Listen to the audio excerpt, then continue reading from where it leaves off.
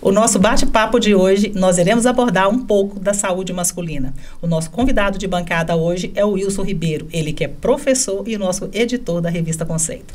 Ei, Sônia, prazer de novo estar aqui no podcast e vamos falar desse assunto importante hoje, né? Com certeza. E o nosso convidado para falar sobre um pouco deste assunto é o Dr. Ramatis Castro, ele que é urologista. Obrigado, Dr. Ramatis. Eu que agradeço pelo convite. Tá, o nosso assunto hoje, Wilson, será a próstata. Tá. E eu gostaria já de iniciar querendo saber o que é a próstata. A próstata é difícil para quem não é da área entender, porque é um órgão que não se vê, ele fica escondido. Ele é uma glândula que produz uma parte do líquido seminal, do ejaculado, né? Aquele líquido sai na ejaculação, uma parte dele é produzido pela próstata. Ela é uma glândula que fica abaixo da bexiga, né? E ela envolve o canal urinário. Então a urina sai da bexiga, passa por dentro da próstata para depois ir para o pênis para ser eliminado. Por isso que nós vamos falar, não ter oportunidade de falar, que aumento de próstata pode atrapalhar a urinar. A função dela, então, é a produção do sêmen? Sim, produção de uma parte do sêmen. O sêmen é produzido na próstata e vesícula seminal. É o que eu falo, a próstata é um órgão que faz pouca coisa pelo tanto de problema que ela dá. O custo-benefício dela é ruim no organismo. Mas o problema dela começa já na idade avançada, né? Moderada, não tão avançada. A partir dos 50 já é comum ter problema e é claro que quanto mais avançada a idade, mais chance de ter algum problema na próstata. Chegando ao ponto de pacientes mais idosos, ser quase que rotina ter algum problema de próstata. De menor gravidade, às vezes não precisa nem de medicação, ou problemas que precisam só de medicação, até casos que precisam de cirurgia. Mas algum problema, a gente fala que se o homem viver o suficiente, algum problema algum dia ele vai ter. Doutor, e onde a gente, quando fala de próstata, exame, né, doença que acontece, há muito preconceito ainda por parte dos homens em fazer esse tipo de exame, né? Ainda isso é comum nos dias de hoje? Wilson, é comum. Só que hoje também está mudando um pouco esse paradigma. A recomendação oficial, né, nós estamos falando aqui já de forma livre, a recomendação oficial da Sociedade Brasileira de Urologia ainda é fazer o exame de toque todo ano. Mas hoje a gente flexibiliza isso muito. Com os métodos mais novos, os exames mais avançados que a gente tem, a gente pode prescindir do exame de toque anual. A gente pode prescindir disso. Então, hoje no meu consultório, eu tenho essa flexibilidade com o paciente. De paciente que não se sente confortável, a gente oferecer alternativas. Então, isso está um pouco diferente de recentemente para cá. E é comum, você falou, né? Todo ano tem uma idade, a Sônia também perguntou, de quando começar? Ou sim, pode ser sim. Qualquer idade? O que eu estou falando, flexibilizar o exame de toque, não avaliação de rotina. A avaliação de rotina não pode ser flexibilizada, precisa de ser feita, né? A recomendação oficial é homens que não têm caso familiar de primeiro grau, nem são de raça negra, aos 50 anos começa a fazer avaliação de rotina. Se for de raça negra ou tiver parente de primeiro grau com câncer de próstata, pai, irmão, aí a indicação é aos 45 anos. E essa avaliação de rotina, se for um empecilho para o paciente o exame de toque, nós vamos fazer exames alternativos, mas que a gente vai conseguir detectar de uma forma bem razoável o risco do problema, e aí se for detectado que realmente há um risco, aí sim a gente partiria para o exame de toque. Então a gente consegue fazer uma pré-filtragem, vamos dizer assim. Você falou aí da raça negra, há uma incidência maior? Sim. A raça negra tem uma chance maior de ter câncer de próstata. O câncer de próstata é mais comum nos negros de forma bem importante. E em quem tem parente, principalmente de primeiro grau. Não quer dizer que vai ter, mas tem um aumento de risco. Você falou da questão genética. Se você já tem uma predisposição para ter, você não pode retirar antes? Sônia, até poderia. Mas a cirurgia de retirada completa da próstata é uma cirurgia passível de riscos, né? É uma cirurgia que não é uma cirurgia inócua. Hoje, com os avanços, a gente tem conseguido fazer uma cirurgia com mínimas sequelas, mas elas ainda existem. Então, podem existir, né? Não em todos os pacientes. Então, não se justifica você tirar de forma preventiva, dado o risco-benefício não é interessante ainda, de forma preventiva. Você falou da questão do constrangimento, né? Do exame de toque, né? Qual é o outro exame que consegue ter esse resultado? Olha, hoje se a gente tem uma dosagem de PSA, faz um PSA livre total, que é um PSA um pouquinho mais detalhado, a gente pode fazer ultrassonografia que avalia volume. A ultrassonografia não avalia câncer, mas avalia volume. E se tiver alguma alteração, você pode lançar a mão da ressonância magnética da próstata. Existe uma ressonância especial que chama multiparamétrica. É um tipo mais novo de ressonância que avalia com muito detalhe o risco de ter um câncer naquela próstata. E aí, se houver esse laudo sugerindo um risco, é que a gente partiria para toque, biópsia, mas não vai fazer ressonância para todo mundo, não é assim, que é um exame mais caro, um exame que toma contraste, então não é um exame de rotina. O exame de rotina você faria o PSA, avalia os sintomas do paciente, conversa com o paciente na consulta, faz o ultrassom, e aí se ele se mostrar alteração, principalmente o PSA alterado, a gente pode lançar a mão da ressonância ainda antes do toque. O primeiro exame do homem a ser feito é o PSA. PSA, exatamente. É a porta de entrada no exame de rotina e a consulta, para a gente entender se esse paciente tem sintomas que sugiram aumento prostático. Sintomas geralmente ligados à parte da urina, sintomas urinários, né? Então, é consulta e PSA, a gente já consegue fazer uma pré-triagem bem razoável. Você falou sobre a questão do aumento. Não quer dizer que esteja com volume, né, maior, que esteja com problema maligno, né? Não. Crescimento, isso é uma questão bem importante. Crescimento de próstata não tem nada a ver com câncer na próstata. É muito comum a próstata ter câncer sem aumentar nada, e aí o paciente não tem sintoma. Por isso que o rastreamento é tão importante. E é muito comum ele ter muito sintoma, urinar mal, depois a gente falar mais detalhes dos sintomas, de alerta, né? Então é muito comum o paciente ter muito sintoma e nem por isso está com câncer. Às vezes é só aumento benigno, que é um crescimento da idade mesmo. Existe alguma coisa que a pessoa começa a perceber que está com problema ou não? É uma doença silenciosa? Pergunta importantíssima. Pode ou não ter sintoma? Porque a próstata ela pode crescer com câncer, ela pode crescer sem câncer, que a gente chama de aumento benigno, hiperplasia. O nome técnico seria hiperplasia benigna da próstata, que é até mais comum do que o câncer, que é muito associado ao envelhecimento. É essa aí que quase todo mundo vai ter se viver o suficiente. E existe câncer que não cresce nada a próstata, e existe câncer que pode crescer também e dar sintoma. Então, isso aí só a avaliação especializada consegue distinguir uma condição da outra. Sintomas de alerta, de crescimento de próstata, que pode ser ou não por câncer. Jato urinário fraco, o paciente começa a urinar, vai no banheiro, antes começava a urinar e fluía normalmente, agora é aquele geralmente um senhor já de meia idade em diante, que começa a ter dificuldade para urinar, dor para urinar, começa a acordar muito à noite para ir ao banheiro, começa a ter urgência para urinar, dá vontade, às vezes não dá tempo de chegar no banheiro. Isso tudo são sintomas que pode estar havendo algum problema com a próstata. Agora, se é maligno, benigno, se é só aumento, se é infecção urinária, se é só infecção prostática, aí realmente é uma coisa que precisa da avaliação especializada para distinguir uma coisa da outra e ver o que é o melhor para aquele paciente. Se ele precisa de um exame mais aprofundado, se ele não precisa, se ele precisa ser medicado, se ele precisa ser apenas acompanhado, se tem que fazer uma biópsia prostática. Então, o primeiro sintoma, ou um dos primeiros sintomas que o paciente pode perceber é na hora de urinar. Sim. Geralmente o alerta começa por aí. Mas o que é muito importante frisar é que, frequentemente, o paciente nas fases iniciais do câncer de próstata ele não tem sintoma nenhum. O exame que vai alterar é o PSA no sangue, ponto.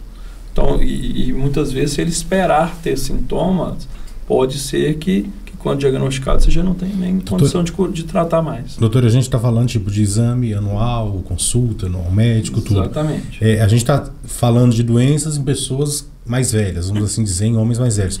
Mas quando começar essa consulta, quando começar essa rotina, né? Enquanto jovem, já pode ter esse hábito de procurar para evitar problemas maiores? A colocação muito importante hoje.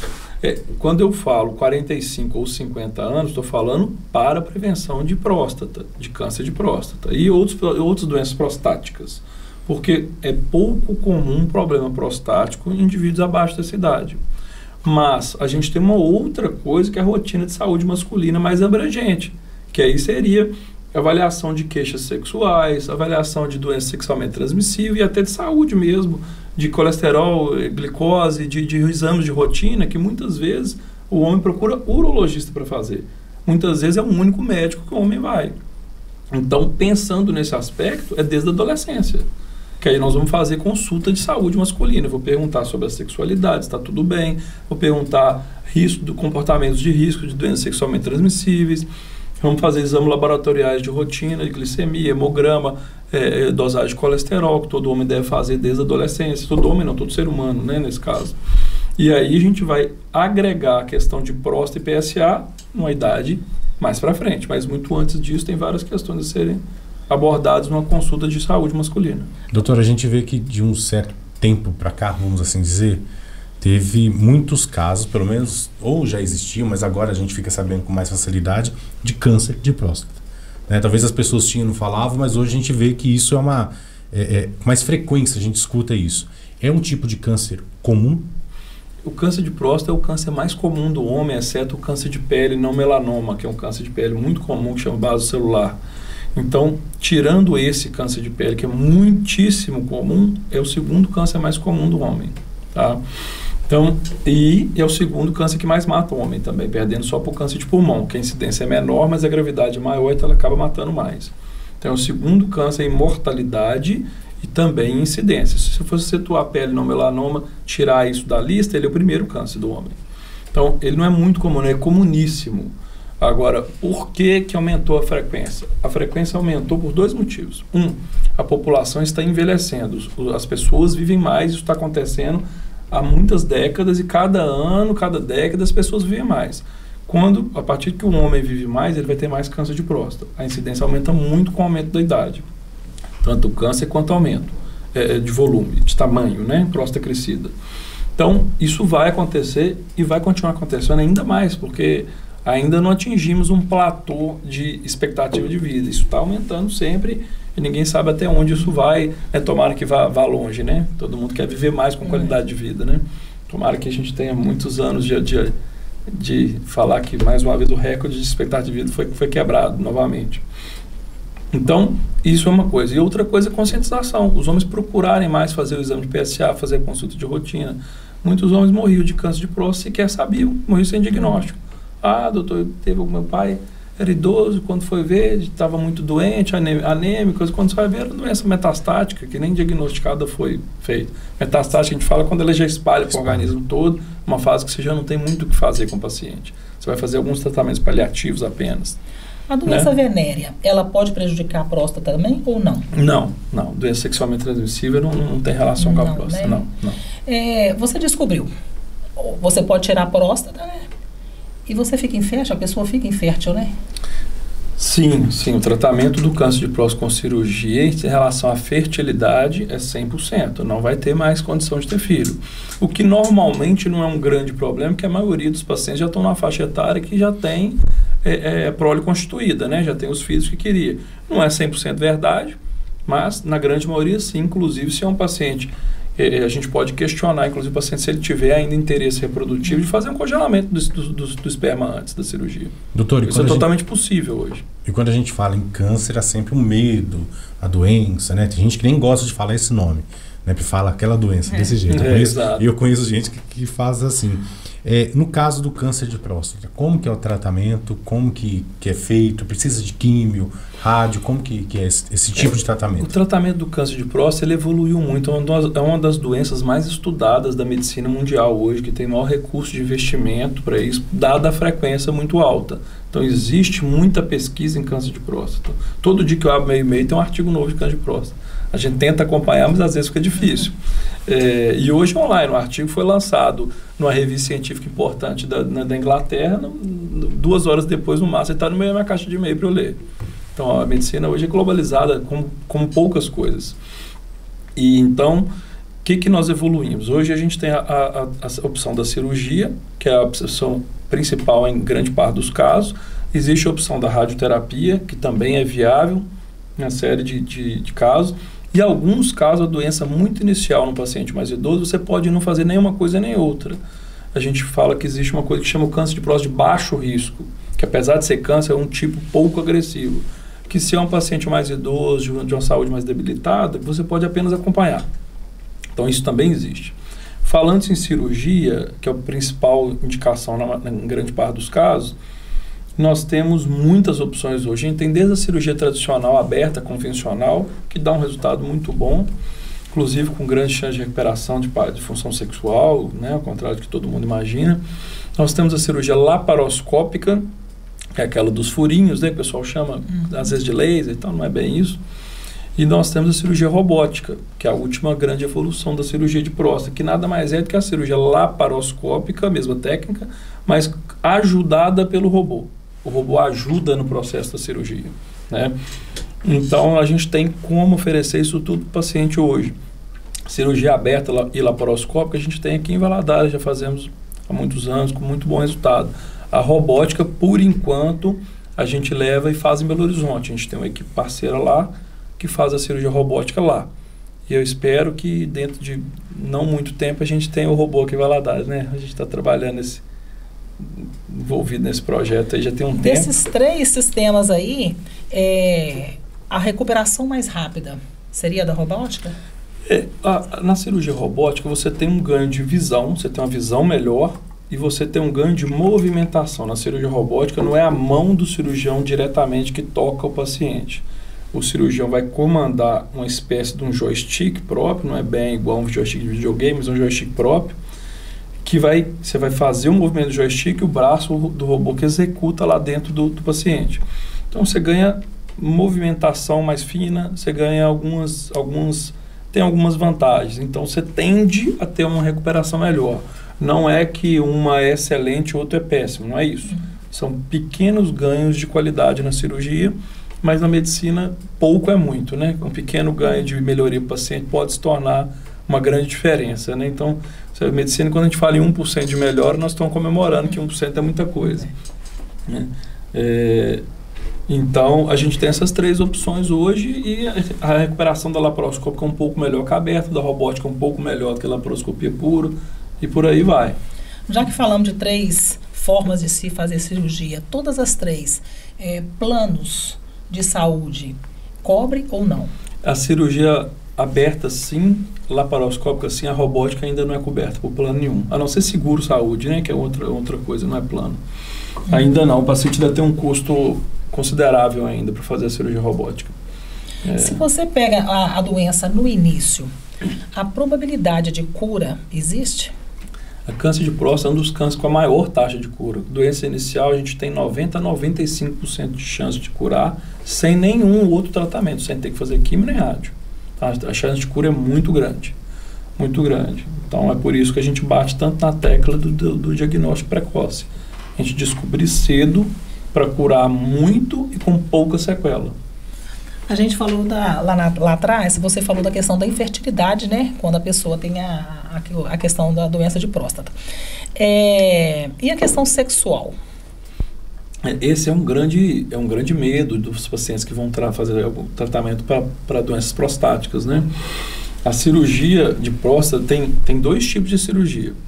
Uma é a cirurgia para próstata crescida. A próstata crescida, a maioria das vezes a gente trata só com remédio. Algumas vezes precisa cirurgia. Cirurgia de próstata crescida normalmente é uma cirurgia só pelo canal urinário. A gente vai fazer uma raspagem do que está crescido na próstata. Essa cirurgia não dá nenhuma interferência na parte sexual. E existe o paciente que está com diagnóstico de câncer na próstata. Quando é câncer, não adianta fazer raspagem, você tem que tirar ela toda, seja via aberta, robótica ou por vídeo. Mas a retirada do órgão tem que ser completa, porque senão não cura. E aí sim você tem um impacto na parte sexual. Hoje a gente consegue que uma percentual razoável dos pacientes recupera a função sexual. São todos? Não, depende da idade, depende de como que estava antes a função sexual, depende do grau que estava a doença. Quanto mais avançada a doença, menos a gente consegue fazer uma cirurgia com preservação dos nervos, que a gente fala. Quando a gente tira a próstata, passa os nervos que contribuem para a ereção, passam ao lado dela. Bem rente mesmo, coisas de milímetros. Então, quanto mais inicial a doença, mais a gente consegue preservar essa inervação e mais chance do paciente recuperar a função sexual. Mas hoje a gente tem medicamento, tem tratamento com injeção, se nada funcionar, tem prótese peniana, então a gente tem muita opção de tratamento. Então, o paciente não deixa de tratar por medo de sequela sexual, mas não, que a gente tem uma série de armas para lutar contra isso depois, se for o caso. Doutor, o que você estava falando dos tipos de cirurgia, E me chamou a atenção da robótica, até bom pra gente explicar para quem tem em casa. Não é o robô que faz, programa o robô e vai lá fazer cirurgia, não. Os médicos estão lá e comandam a máquina. A cirurgia robótica, ela precisa de uma equipe de 3 cirurgiões. Um, que é o cirurgião principal, fica no joystick. Todos os movimentos que o robô faz são 100% obedecendo ao comando do cirurgião. Por enquanto, o robô não faz absolutamente nada sozinho em nenhum lugar do mundo. Isso não existe ainda. Existem inúmeras pesquisas nesse sentido. O robô começar a ter algum tipo de autonomia, eu acho que ainda demora muito para ter autonomia. Então, isso ainda não existe. Ainda ficam 2 cirurgiões junto ao paciente, contribuindo. Além dos braços robóticos, você tem algumas tarefas que a equipe ainda tem que fazer de forma manual, né? Usando os furinhos por onde entra os braços do robô. Os cirurgiões de apoio da equipe também fazem, inclusive, passar os braços do robô pelo abdômen do paciente. Isso tem que ser feito de forma manual, ainda o acesso para depois o bracinho do robô entrar no abdômen do paciente. E sobre os tratamentos, você falou remédio, né? Há uma vasta possibilidade antes de chegar à cirurgia também, né? Sim, sim. Quando não se trata de câncer, quando é só próstata crescida, hoje a maioria dos pacientes são tratados só com medicamento mesmo, comprimidos, a gente consegue manejar em uma grande parte. Quando a gente está falando em câncer, aí as opções já são mais limitadas. Aí você tem que partir ou para tirar a próstata, por algum desses tipos de cirurgia, ou para radioterapia, que é uma opção, ou para fazer só acompanhamento, mas aí tem que ser critérios muito bem estabelecidos, não servem para todos os casos, não. Quem tem PSA elevado pode evoluir a câncer? O PSA elevado é um sinal que pode ter um câncer na próstata, não necessariamente. Tem outras causas de elevação do PSA. Próstata crescida só pode levar a PSA, infecções, prostatite, que é uma infecção que dá na próstata, infecção urinária. Então, quando você tem um PSA elevado, liga a luz amarela, mas não a vermelha. Ligou a luz amarela, se o paciente ainda não está com um especialista, que é um urologista, ele precisa dele nesse momento, de forma inadiável, porque aí pode estar diante do câncer de próstata.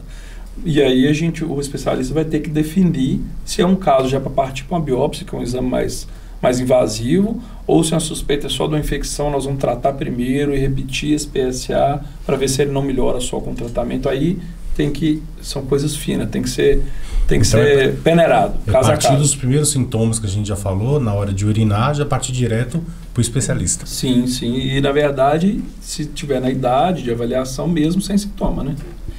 Doutor, alimentação e exercício pode ajudar? Olha, ninguém sabe ao certo a causa, por que tem o câncer de próstata. A gente sabe que é muito ligado ao envelhecimento. Mas tem algumas coisas que aumentam o risco. A alimentação com excesso de gordura animal, o tabagismo, como quase em todos os cânceres, o cigarro aumenta o risco também, né? Os enlatados. Não se tem muito comprovação, não. O que é mais comprovado é a questão de gordura animal, tabaco, história familiar, e existem algumas coisas que podem proteger, não do paciente já com câncer, mas do risco de ter. Eles falam do tomate por causa do licopeno, antioxidantes em geral, mas isso não tem muita comprovação, não. Ovo, café, tem alguma coisa? Também não tem. Nada comprovado.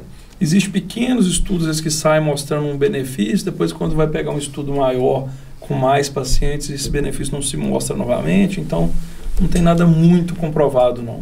Você comentou da questão que quando a pessoa faz a cirurgia, ela não precisa da rádio, né?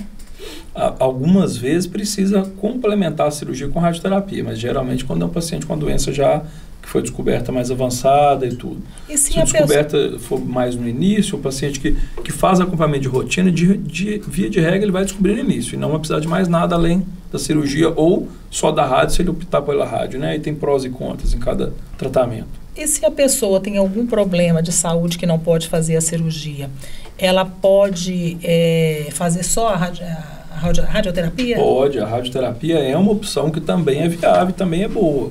Inclusive se não tiver problema de saúde, o paciente pode optar pela radioterapia. A desvantagem da radioterapia num paciente mais jovem é que se houver falha da radioterapia, se ela não conseguir curar, a cirurgia fica muito difícil depois. E o resultado da cirurgia fica muito ruim pós-radioterapia, que ela causa uma aderência muito grande na região da próstata.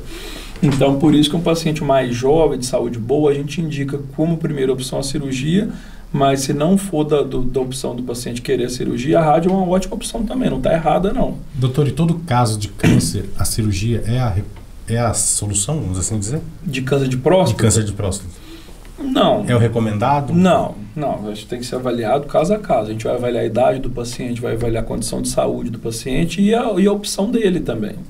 A gente expõe os riscos e benefícios de cada opção de tratamento e o paciente é autônomo em tomar a decisão que ele achar. A Sônia falou aqui de rádio. Conveniente. Químio também entra nesse tipo de câncer? A quimioterapia só entra no câncer de próstata em fases avançadas, como paliativo para melhorar a dor. Aí, num primeiro momento, não é uma opção. A quimioterapia não fornece a chance de cura. Ela é pronta para um segundo momento, que é o momento que a gente não quer chegar, que é o paciente já com doença avançada. A radioterapia e a cirurgia fornecem a chance de cura. Entendeu? A chance é alta, inclusive. Você falou a questão da chance de cura. Como é uma doença silenciosa, né, Wilson? Então, assim, os homens têm que ficar muito atentos, né? Esse é o grande problema da próstata. Paciente, a gente atende todo dia no consultório, o paciente, doutor, minha mulher me trouxe aqui para fazer exame de rotina, mas eu não estou sentindo nada, eu não sei o que eu estou fazendo aqui.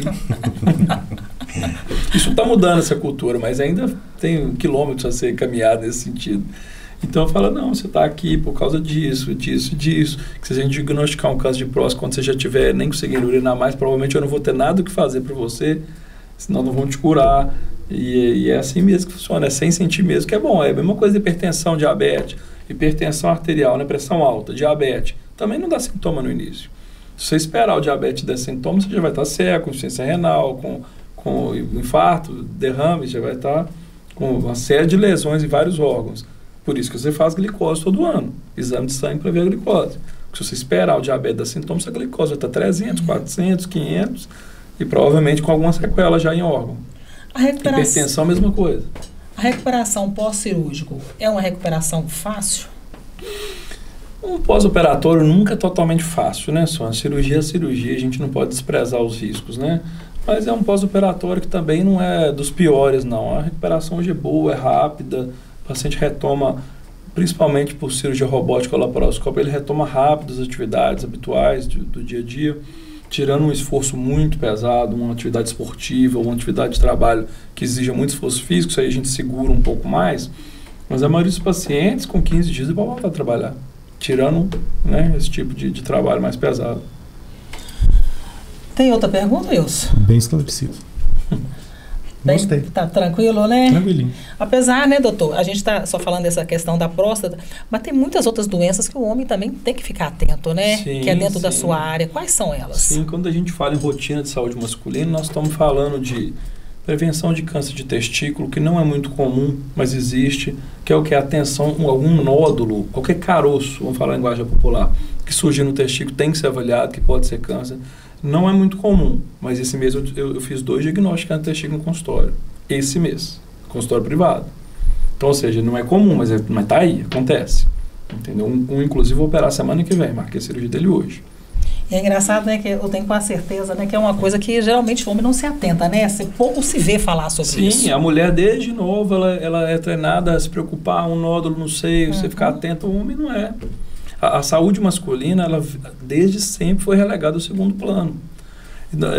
A Sociedade Brasileira de Urologia tem dados da diferença da quantidade de consulta com a saúde feminina que a mulher faz versus masculina. É um dado, assim, eu não lembro o dado de cabeça agora, mas é em torno de umas 5, 6 vezes mais. A gente vê ainda, tipo, a saúde masculina, o homem deixa de lado, ainda quando mais velho vai ficando, mas é deixando de lado. Por isso que o risco é grande, né? Na hora que ele mais precisaria, ele mais deixa de lado. E isso tem um pouco a ver com o super-homem, né? Com o machismo de, eu não preciso de médico, eu não sinto nada, eu tô bom de saúde. Talvez só um exame de sangue de resolve.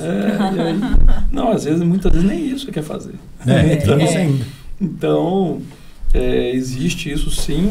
E a gente, aí voltando no tema, então a gente vai avaliar nódulos testiculares que tem que ser avaliado, presença de doença sexualmente transmissível, HPV, né, que é uma doença muito comum, com as verrugas que dão na região genital. A gente vai avaliar queixas sexuais, às vezes tem homem que passa a vida inteira, às vezes acaba com um casamento por dificuldade sexual, com ejaculando rápido ou com dificuldade de manter a ereção. Tudo coisa que tem tratamento é barato, até simples hoje de fazer. E às vezes ele não trata simplesmente porque ele nunca foi no médico e perguntou para ele como é que está essa esfera. A gente vai avaliar a parte hormonal, como é que está a testosterona do paciente, que é uma coisa importante também. Se ela estiver baixa, a gente vai muitas vezes fazer a reposição de testosterona, né? Não essa reposição exagerada de ficar tomando testosterona em dose alta, igual está na moda hoje, mas a reposição real, né? Voltar para os níveis fisiológicos, a gente fala, o nível que o organismo precisa mesmo. Então, e a gente avalia, aproveita também, faz exame de rotina, que nem é da área da urologia especificamente, mas exame de rotina, igual eu falei, glicose, colesterol, muitas vezes o médico não tem, o paciente não tem outro médico. Você vira o clínico, né? E isso tem uma implicação muito grande na saúde masculina. Eu ia perguntar para ele sobre essa questão, né? Porque a mulher, ela tem uma reposição, né? Chega uma fase de idade que ela faz as reposições, né? O homem, então, tem também, chega uma hora que ela tem que fazer exames para ver se ele também precisa, né? Sim. No homem é um pouco diferente. O homem não tem uma andropausa igual tem a mulher. Toda mulher chega em determinada idade, ela tem uma queda bruta da produção de hormônio e entra na menopausa, para de menstruar. E aí você vai avaliar os riscos e benefícios da reposição do hormônio feminino. No homem não é dessa forma, o homem vai lá e para de produzir. O homem vai tendo uma queda lenta e gradual ao longo da idade, mas é bem lenta, é muito diferente da mulher, 1% ao ano, vai perdendo um pouquinho. Então a maioria dos homens nunca vai precisar de reposição de testosterona, de hormônio. Alguns homens vão precisar. Então a gente começa a dosagem também junto com o PSA para avaliar essa questão de testosterona. E alguns pacientes, quando tem queixa na esfera sexual, a gente dosa até em idades jovens. A testosterona, em alguns casos, pode ter correlação. Doutor, acontece muito com mulher, e acredito que com homem também, da gente ir no médico e, de repente, você está ali olhando uma coisa, o exame te mostra uma outra coisa, e talvez aquele profissional que está ali na sua frente ali, ele acaba te dando um diagnóstico, uma medicação, e é interessante, mas o correto é a gente procurar o profissional da área que a gente está afetado, né? Quando você vai em quem é especializado, isso é para tudo na vida, inclusive não só na medicina, você vai ter mais chance de ter seu problema resolvido, né? Wilson, você já fez sua consulta, né? Já. Wilson, quero te agradecer a sua presença mais uma vez, tá? Estamos juntos nas próximas, sempre. Hein? Doutor Ramades, muito obrigado pela disponibilidade de vir aqui e bater esse papo com a gente, que eu tenho certeza que é muito relevante para muita gente, né? Muito obrigado. Eu que agradeço e estou à disposição sempre que precisar. O tema me atrai porque o câncer de próstata é uma das doenças que eu mais lido. Eu faço muito essa parte de oncologia, né, de câncer de próstata, de rim, e é um tema que a gente não pode deixar cair no esquecimento, pela dificuldade natural do homem se envolver com questões de saúde. Então, se a gente não estiver sempre cutucando, isso cai no esquecimento e a gente vai ver o problema mais sério acontecer lá na frente. Aí, às vezes, pode ser até tarde, né? Exato. Conceito Podcast. Se inscreva em nosso canal.